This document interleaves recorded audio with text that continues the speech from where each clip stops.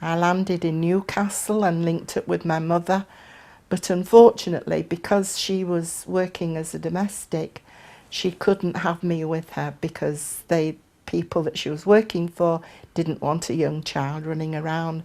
So I ended up in 3 different foster homes until I came to Leeds. The first foster home, I wasn't very happy. Like all young children, I didn't like to eat vegetables. And my mother used to say she would give me dinner and put me down for an afternoon nap. And when I woke up, I had vegetables in the sides of my face. She called me a squirrel face. This family that I was with in Hull force-fed me. They held me down and they forced me to eat cabbage or something. And of course I was sick and I wasn't happy there. Then I was with another family in Goathland, which was very nice, and I had my 5th birthday there. And the last time I had strawberries and cream was for my birthday in August 1940 in Goathland. Then we came to Leeds. My mother was working for a refugee family in Harrogate, and I eventually ended up with my foster parents, who I lived with until I got married, Jack and Mary Wynne. Her parents were Russian.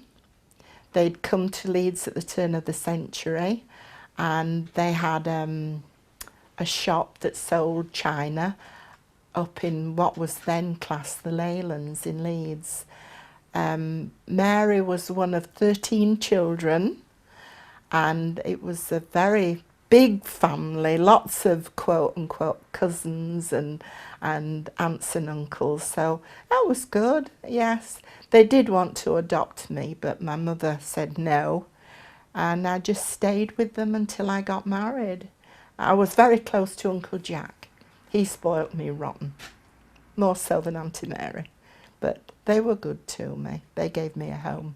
But my mother always hoped that I would eventually go back and live with her, but it didn't happen. She married again in 1944, and my stepfather didn't want me with them. So I stayed here in Leeds, and I was always in touch with my mother. I used to see my mother all the school holidays, and when I was working all the holidays, I'd go to London and have a whale of a time.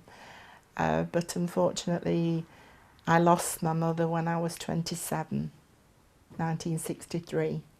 But by that time, I had my own family. I had a very nice husband who I adored, and 3 wonderful kids who have been very important in my life, because not having a family of my own, I wanted a family. I always wanted to be married and have a family, and this was me. This was important.